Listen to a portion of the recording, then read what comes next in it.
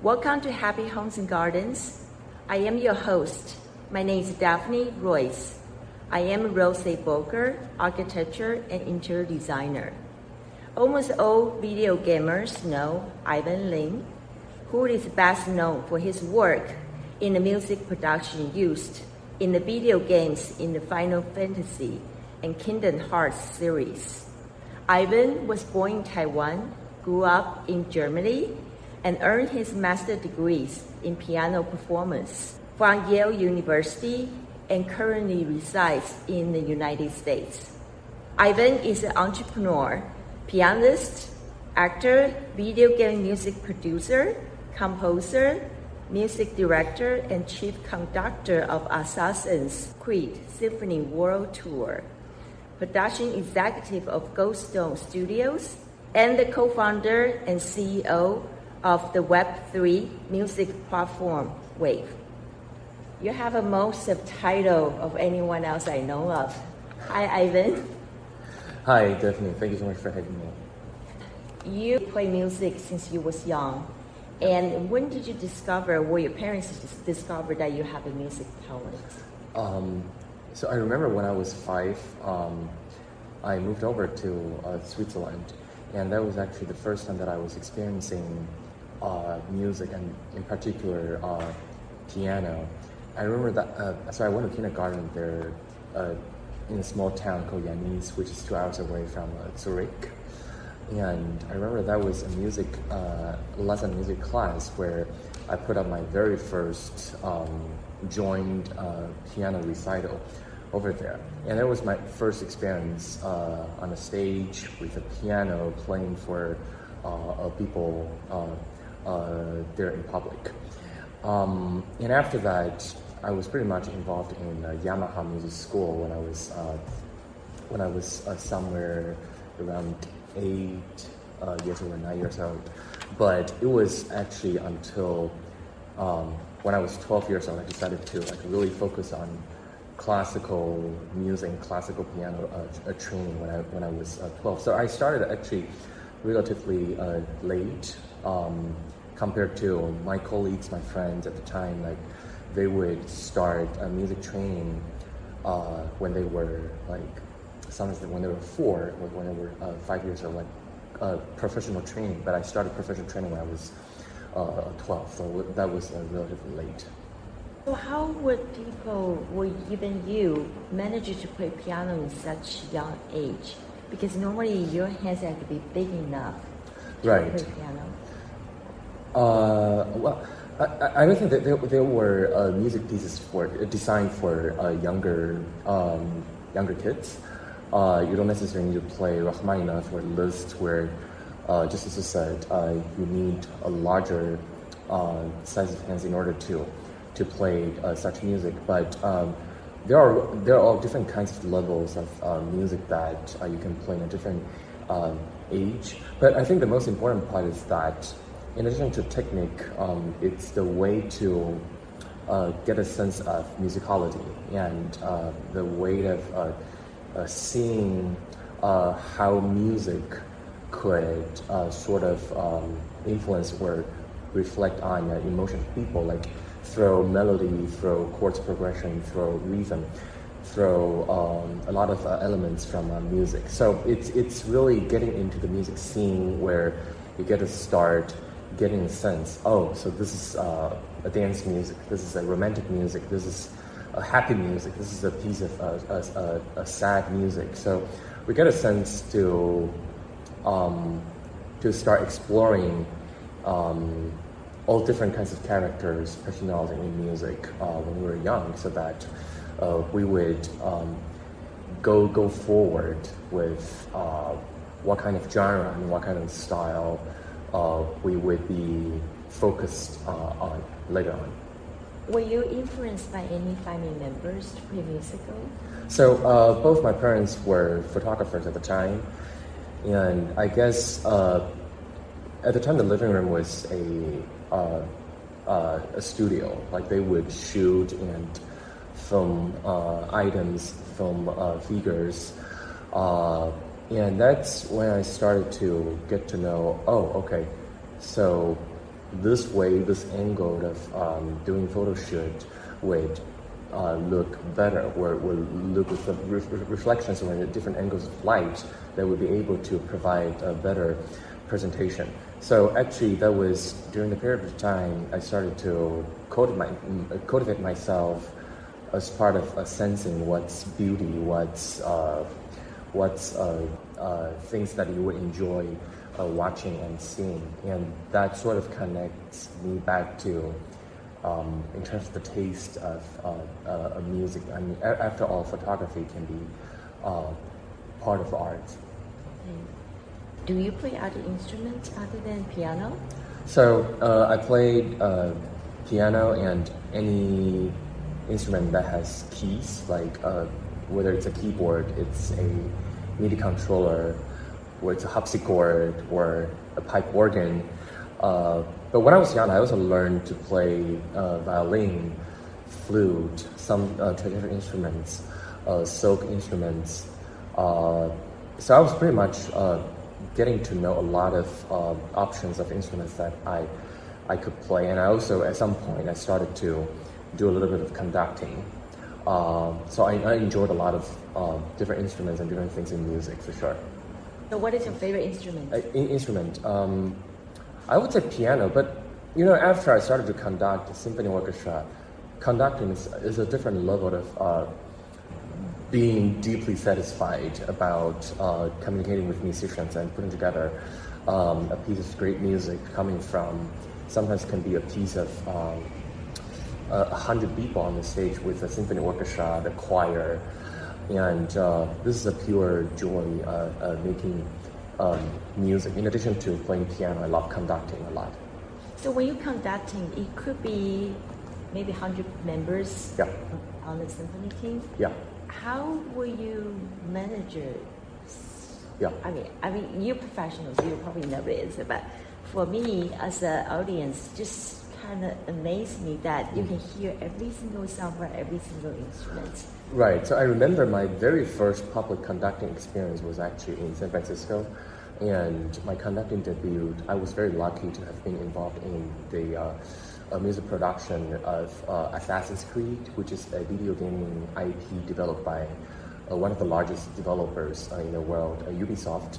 So I was involved in the music project for Assassin's Creed, and we write the music along with around 12 composers, like with Brian Tyler, who created music for the openings of Marvel's movie, and he also wrote for Avengers, Iron Man, and also Lauren Bauff worked on Mission Impossible film. And I've been working with like great composers all together to put out a great show for Assassin's Creed. And I remember the first experience conducting publicly, I was really nervous, not only because the concert at Davis Symphony Hall was sold out, like we were expecting around like 3,000 people attending the concert, but also that was my first time conducting publicly.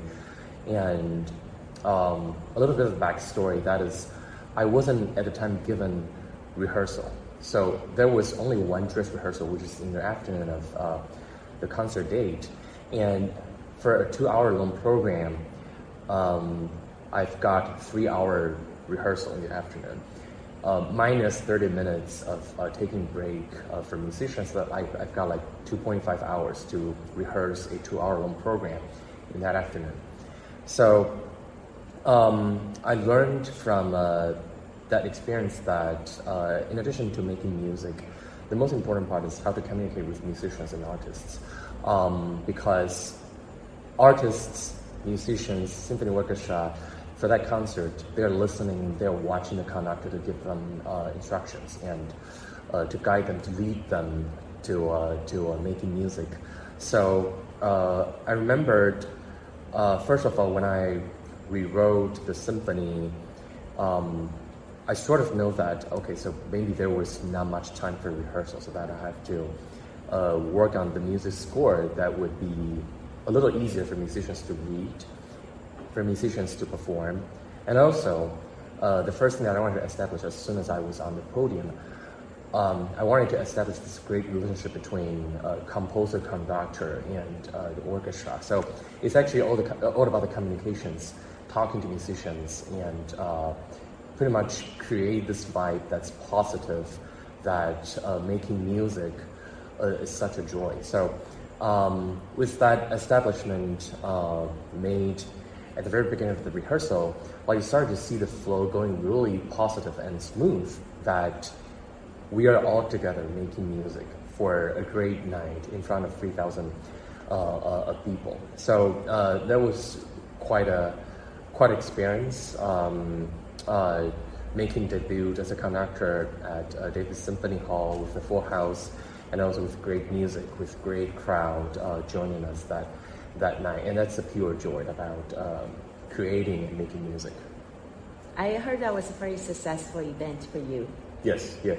And orchestra was in shock that was my first time conducting publicly. We didn't expect that to happen, but I guess life is full of surprises. Well, congratulations on that. Thank you. Let's talk about something a little bit off topic. Oh, I understand Assassin's Creed Symphony was a world tour. Yeah. So you've been to so many different continents. Yeah. So what is your favorite continents and maybe country?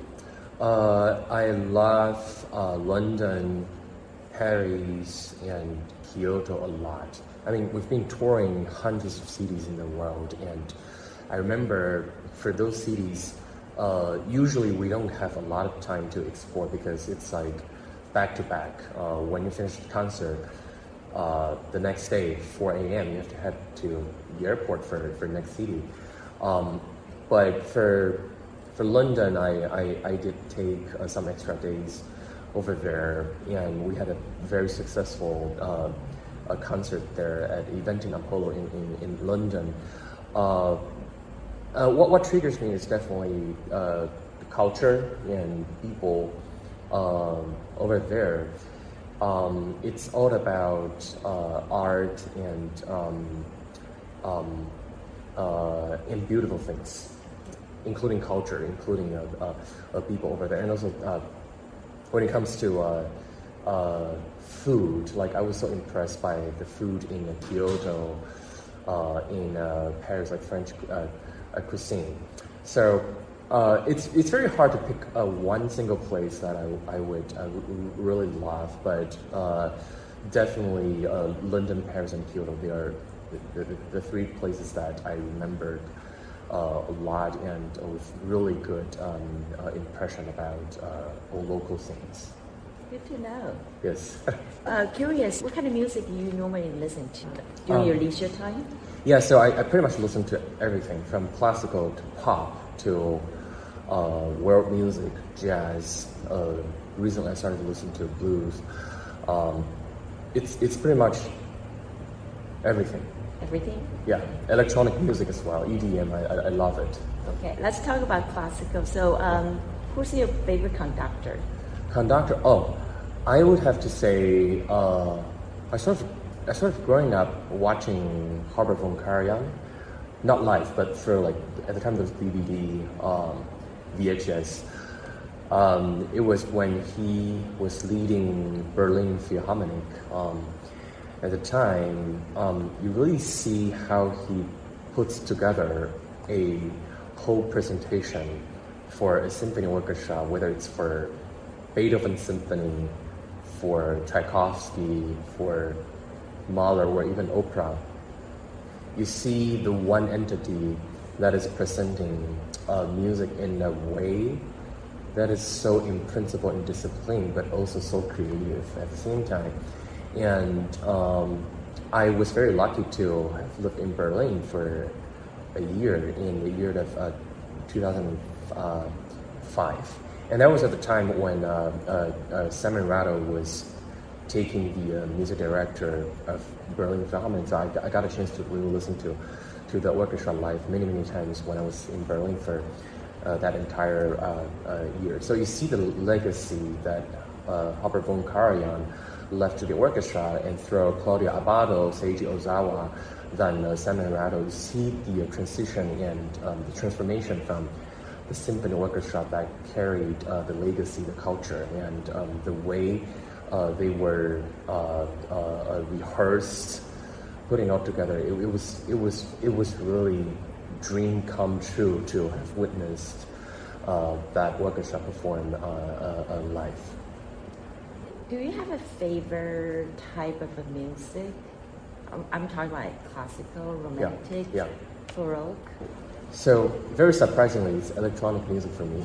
Oh wow, that was a surprise. Yeah, so I'm having a good time in San Francisco, greater San Francisco area, because like you see people listening to really innovative, experimental electronic music, and it reminds me of good times when I was in Berlin, because that's where like people would get into really experimental music in their clubs, in bars, and like friends here, they would listen to Psytrance, they would listen to like really innovative electronic music, and that's something that I'm really triggered by, because I believe that music carrying all the history and all the centuries, actually from Baroque, like Johann Sebastian Bach, when he writes music in fugue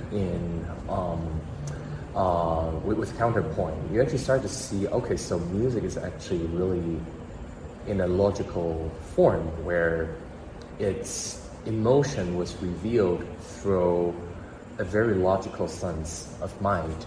And that started to inspire me that, okay, so we have 12 major keys of 12 minor keys, and it's about the frequency. Like in the US, we're very used to tuning under 440, whereas in Europe it's 442. There's a little bit of difference between those, but at the end of the day, it's all about math. It's all about numbers and figures within music that would create emotion. So I'm so triggered by such exploration, and that's why like electronic music, it's a little bit of technology, a little bit of numbers in there, and where it triggers your emotion. So I really am inspired by the current period of time where it's a combination of music and machine. Like this is something that I'm really fond of for the moment. That's very interesting to know. I wouldn't guess that one. Yeah, exactly. It's a little unusual. Yeah. You devote entire life pretty much in music. If you would be able to master another talent, what would that be? Well, that's what I'm trying to do right now, because I'm in a tech startup, and I founded my company, Wavv, which is music plus technology. And it's such a difference between being a musician versus being an entrepreneur. And but in the meantime, it's so fascinating because you get to see a lot of different kinds of people. And I started to work with engineers. I started to work with people outside the music box, which is engineers, business people, and creative talents, musicians, and more about that. So I think it was a little bit of like being a conductor, because the conductor in the symphony orchestra, he or she is the only one who doesn't play an instrument, but with the baton. And it's all about leading and communicating with your team. And that's what I'm learning right now, because I don't necessarily need to play the piano in order to lead a team, but I have to talk, I have to communicate with the team, and to really put out a great teamwork as a entrepreneur. So that's what I'm, like a lot of people would say, oh, so if you've been a musician, would it be hard for you to be an entrepreneur? And actually, I always use this example. The late chairman of Sony Corporation, Norio Oga, who at the time during his tenure, who approved the deal of developing PlayStation, which is not a huge success, and also who purchased CBS, I think that was the music department, and it later becomes Sony Music Entertainment, and also who made the decision to buy Columbia Pictures around like 20, 30 years ago, now Sony Pictures. he's a musician, so he's a singer. And he became really close friends to Robert von Karajan when the guy was working on inventing CD compact disc. Like this term is probably so old-fashioned right now in 2022. Like, do you listen to CD? Like, no, do music streaming services. But it was actually at the time when the right side of the brand and the left side of the brand actually combined. You really started to do really creative things, and I believe that Wavv, spelled as WAVV, the project that we're in, the music and technology project that we're in, it's actually the proof of being entrepreneur and also being creative at the same time. So that's what I enjoy doing a lot. So we call those like AI music engine? Yeah, exactly. So what this project is building is a predictive model for music engine. It's when, for instance, like you listen to music on Spotify, Apple Music, or SoundCloud, Bandcamp.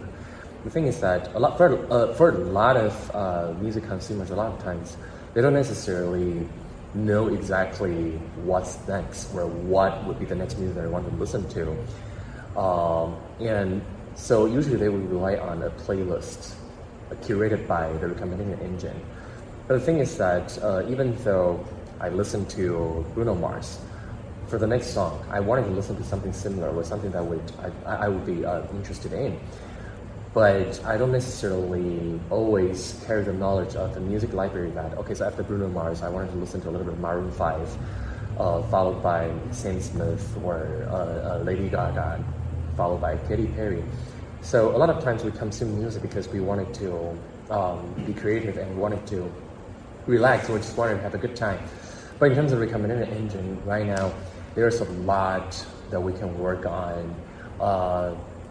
For instance, on Spotify right now, there are 8 million music creators, and more than 80% of the music creators, which is around like 6.3.4 million music creators, their monthly listeners are under 50 per month, which is like really, really low. So in consequence, their music isn't necessarily exposed to music listeners and consumers. So what this engine is, and music AI is doing, is to analyze through sound wave frequency and also user interactions and engagements to create a personalized, customized playlist that would help you discover music that you will like, but you don't know yet. And it's sort of like a discovery and exploration process to help music creators connect with their echo chambers, with their target audience. Sounds very interesting. Yes, it's a lot of work, but going forward, this is really helping and assist music community coming together with more creativity work, with more music, with more joy listening to music and getting through the experience. And you can listen to other musicians you don't even know of. Exactly. So discovery. Okay. Sounds like you work all the time, but Yes. Do you have any hobbies? Hobbies. I love traveling a lot. When I was touring, I really enjoyed waking up every day in different time zones. I know this is not for everybody, but it's for me. Whenever the aircraft would take off, that's the process for me to de-stress. So you can only imagine, like during the pandemic, now it's almost like 3 years in, it's been a lot of stress because I wasn't able to travel around. But I missed the time traveling. It's pretty much getting to know different culture, different foods, different people, different communities, and to really get inspired, because you really see like how fascinating it is. Because we were meeting a astronaut just a few weeks ago. She was describing when she was out there looking back at the Earth, it's like one sphere that it's one united world. But the thing is that when you get to different countries, different continents, you really see like different mentality, different mindset of people, like, and in countries like in Italy, that's famous for, popular for spaghetti, pizza, but in Japan it's sushi, sashimi, and in the US it's burgers and barbecue. So it's really interesting to get to know like all different cultures under one world. I got one last question. It's the question I really like to know the answer. So what is your guilty pleasure music? Definitely electronic music. Okay. Electronic. I'm trained as a classical musician. I'm very used to playing unplugged, which is you don't need to plug into you don't need the power for a piano. You don't need electricity for playing violin. But EDM, electronic music, sidetrain, like these are. I guess it has the connection going forward into future. So I'm very fond of seeing things in the future and doing things for future projects, and it really inspires me in terms of like when we watch movies like cyberpunk, steampunk. These are like future, not a prediction, but more like a future inspiration, and such music really drives me into those virtual worlds that could probably come true in 20 years or in 40 years. But that's what I love. Whenever I listen to electronic music, it's so inspiring for me. So do you have a plan to produce more of the video game music? Yes, that's part of the plan. I wanted to introduce more innovative way and genre into video gaming IP or films, because we do think when the technology is improving, like I was watching an interview about Jurassic Park, and at the time there's a technology they would bring in dinosaurs, right? But the visual effects, like it's so improved after like 10 years, 15 years. You start to see like those dinosaurs like, oh, it's so real. So in the meantime, we wanted to do something that's related to music as well. And coming from classical music, unplugged instruments, symphony orchestra, now it's entering like electronic music, sequencing and programming, and also through artificial intelligence. That's the way that I wanted to put music out there. Would you mind to play a song for us? It will be unplugged, so it will be a classical music. Sure, Yes. that's fine. Yeah. Cool. Looking Okay. forward to it. All right. Thank you. Thank you, Daphne. Thank you. Thank you.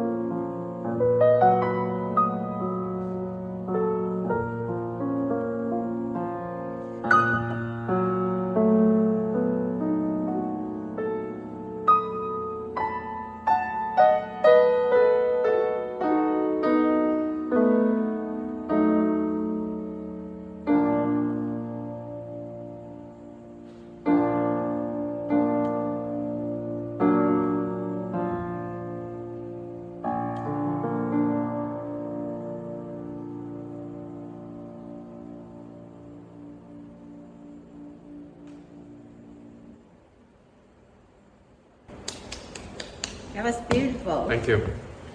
So who wrote that song? So that was Chopin Nocturne, Opus 9 number 1, the first nocturne that Chopin wrote. Thank you so much. Sure, pleasure.